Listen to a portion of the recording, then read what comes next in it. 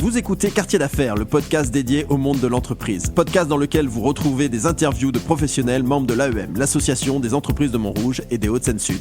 L'AEM, lieu privilégié du networking des hommes et des femmes d'entreprise, dirigeants et entrepreneurs souhaitant se retrouver pour échanger sur des sujets en lien avec leur activité. Conférences, optimisation des liens économiques et recommandations d'affaires dans un environnement empreint de convivialité, voilà la recette de l'AEM. Ce podcast a pour objectif de présenter la centaine d'entreprises que compose ce club. Nous parlons de leur histoire, leur activité, leur business, leur actualité et leurs projections, en gardant un axe fondamental, l'humain. Car comme l'a si bien dit Antoine de Saint-Exupéry, la grandeur d'un métier est avant tout d'unir les hommes. Il n'est qu'un luxe véritable et c'est celui des relations humaines. Et pour ce nouvel épisode de Quartier d'affaires, j'ai le plaisir d'être en compagnie de Jean-Sébastien Nénon. Bonjour Jean-Sébastien. Bonjour Geoffroy. Jean-Sébastien, tu es le fondateur, dirigeant de la magnifique start-up Study. Absolument. Tu peux nous parler de Study, s'il te plaît? Study, c'est très simple. C'est un prof virtuel qui est basé sur l'intelligence artificielle, mais pas seulement, également sur des méthodes pédagogiques et validées par des enseignants. Donc tu as deux axes fondamentaux. Le premier, l'intelligence artificielle, donc on va en parler parce que tu es au cœur même de l'actualité. Et le deuxième axe, c'est la pédagogie. Donc avant de revenir sur l'intelligence artificielle, quand tu dis la pédagogie, tu penses à quoi? En termes de pédagogie, je pense à des méthodes qu'utilisent les profs, qui sont complètement absentes, par exemple avec ChatGPT ou Gemini. On appelle ça des techniques de rétroaction en classe, donc on va pas rentrer ici dans la technique, mais en gros, c'est de faire en sorte que différentes IA réagissent comme si un élève était réellement en face d'un prof, et pas uniquement d'avoir un bot conversationnel. Oui, voilà, ça s'arrête pas à j'ai cette problématique, voici la réponse. C'est complètement différent. Il y a une démarche pédagogique forte d'apprentissage. En fait, il y a deux choses. Il y a premièrement le contenu. ChatGPT ignore complètement quel est le contenu exact en physique ou en maths.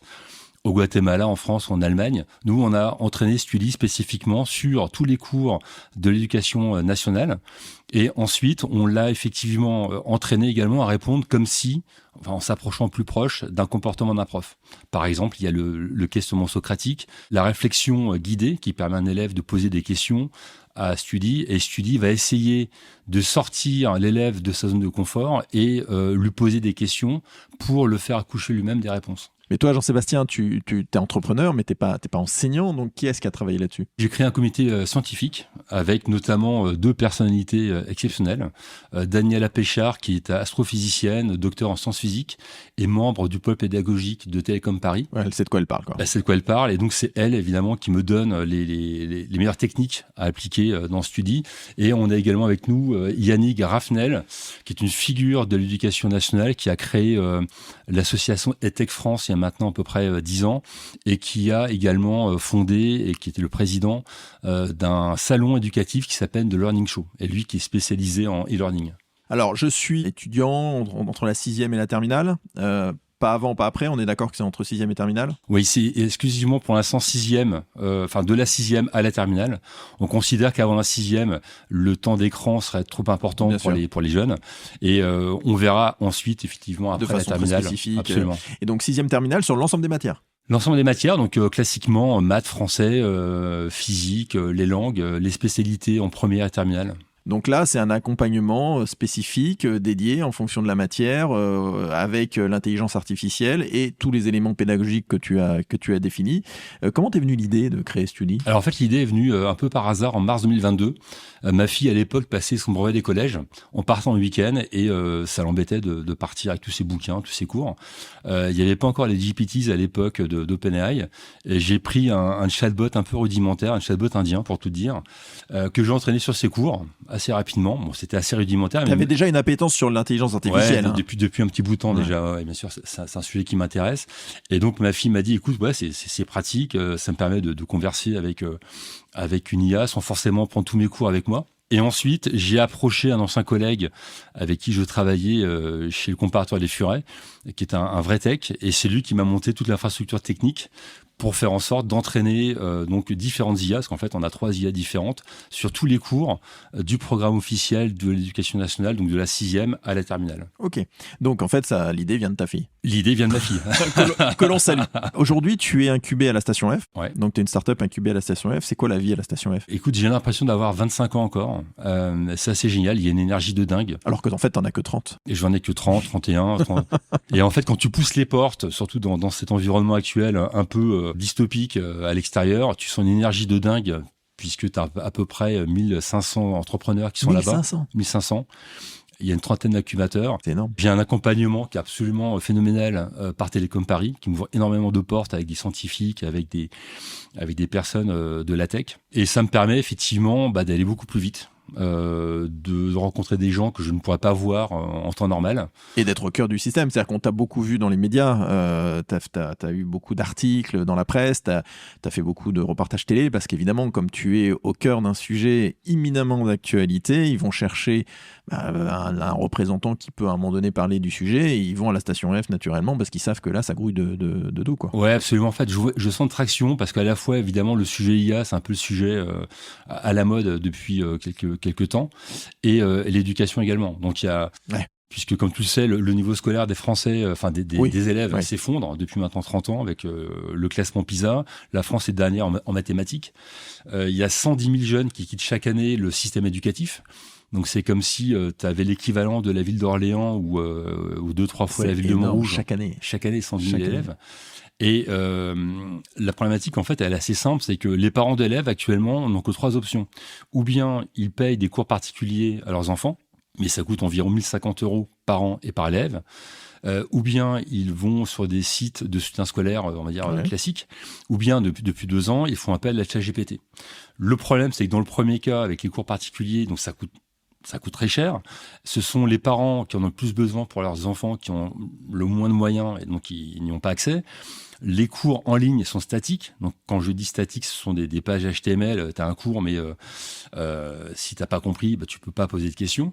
Et ChatGPT, c'est un moteur ou Gemini ou d'autres, Mistral, sont des moteurs d'intelligence, des systèmes algorithmiques ultra performants, mais qui n'ont pas été entraînés spécifiquement. Ils sont pas entraînés pour ça, quoi.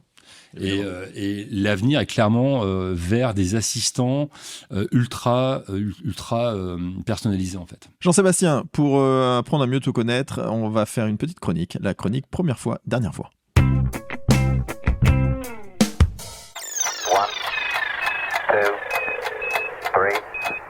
Jean-Sébastien, la première fois que tu as signé un client study, tu t'en souviens? Alors, je m'en souviens. C'est pas plus tard qu'il y a une semaine. Ah. On démarre une expérimentation avec la ville de Montrouge. Attends, ça c'est la première fois. Ah. La première fois, pas la dernière fois. Alors vas-y, c'était ma deuxième question. Alors la dernière fois que tu as signé un client study, c'était la semaine dernière. Alors la dernière fois qu'on a signé un client, c'était la semaine dernière. C'était avec la ville de Montrouge. On démarre une expérimentation.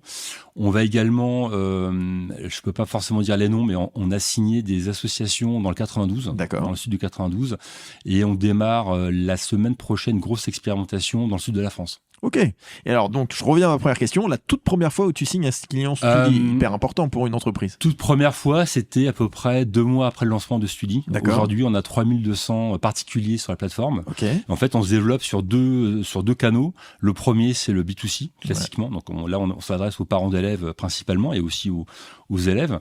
Et le canal, donc B2B, donc à destination des lycées privés notamment, des associations de soutien scolaire, des comités d'entreprise. Et aujourd'hui, j'ai beaucoup de contacts avec des lycées français à l'étranger, des lycées qu'on appelle AEFE. Que ce soit en Asie ou en Afrique, parce que le problème de trouver des profs là-bas est encore plus criant qu'en France. Qu'en France. Ok. La première fois où tu t'es dit via Studi que tu aimais vraiment ce que tu faisais, que tu avais fait le bon choix en tant qu'entrepreneur. Je pense que c'était bien avant de lancer le projet. Moi, si tu veux, mes parents étaient profs. J'ai une sœur cadette qui est enseignante également. Moi, c'est un sujet qui m'intéresse. Vraiment, le sujet d'apprendre. J'adore apprendre en permanence. Et quand je vois des gamins, mais des élèves qui galèrent pour avoir des diplômes, des certifications, etc., je me suis dit qu'il fallait vraiment qu'on crée un outil qui soit utile pour eux. Et donc, j'ai vraiment été passionné depuis très longtemps. Donc, pour moi, c'est un peu la concrétisation d'un projet en fait qui a mûri depuis très longtemps. Donc, au départ, il n'y avait pas l'IA, mais maintenant, l'IA permet de rendre vie à ce projet. Et c'est vraiment un sujet que même avant l'IA, même avant l'arrivée, je veux dire avant que ça explose, c'était de toute façon un projet que tu avais qui devait être concrétisé autrement, mais en tout cas que tu avais déjà en tête. Ouais, j'ai toujours été fasciné par l'apprentissage. Tu vois, quand j'étais étudiant en fac de droit, je m'amusais à prendre des cours sous hypnose où j'avais des techniques particulières de mémorisation, ce genre de choses, tu vois. Donc j'ai toujours été très intéressé par les sciences cognitives. Et évidemment, en tant qu'amateur, si tu veux, mais je suis pas du tout un professionnel du sujet. Et maintenant, le fait de pouvoir m'entourer avec des vrais pros du sujet, avec la techno à nos côtés, ça permet de rendre vraiment réel un projet qui a longuement mûri, en fait. C'est presque une marque du secret de l'entrepreneuriat, quand il y a une logique cohérente entre l'évolution de la personne qui porte le projet, son projet et la réalisation du projet. Quelque part, tu es au cœur d'une congruence parfaite. Ouais, clairement, tu peux pas faire quelque chose qui te passionne pas tous les matins. C'est clair que il y a parfois des très bonnes nouvelles, il y a parfois des grosses galères. Et si tu te lèves pas le matin en te disant quel est mon pourquoi je vais faire des choses aujourd'hui alors que c'est compliqué. En tant qu'entrepreneur, c'est fondamental. Ça marche pas. Donc tu es obligé d'être passionné, ouais, bien sûr. Et ben c'est sur cette excellente parole qu'on va se quitter, Jean-Sébastien, le fondateur de l'entreprise Studi. On retrouve Studi sur studi.com. Donc, important, Studi, parce que dans un podcast, c'est pas évident, c'est STEWDY. En fait, c'est la contraction de steward, celui qui sert dans un avion, et Studi, évidemment, en anglais, donc Studi, STEWDY.com. On te trouve aussi sur les réseaux, toi, Jean-Sébastien Desnon ? Ouais, on te trouve sur alors, j'ai mon profil perso, mais il est quand même assez perso. J'ai une page Studi sur Facebook. Et on a aussi une page sur Insta. Ouais. Sur Insta, et Jean-Sébastien Desnon, entrepreneur sur LinkedIn. Absolument. Formidable. Merci Jean-Sébastien. Merci Geoffroy. Nous espérons que cet épisode vous a plu. Retrouvez-nous sur votre plateforme de streaming préférée. Si vous avez aimé ce podcast, notez-le, 5 étoiles c'est mieux, et partagez-le. Si vous êtes une entreprise montrougienne ou des Hauts-de-Seine-Sud, visitez le site internet de l'AEM, www.entrepriseaupluriel-montrouge.net, ainsi que ses réseaux sociaux. À très vite pour le prochain épisode du podcast de l'AEM.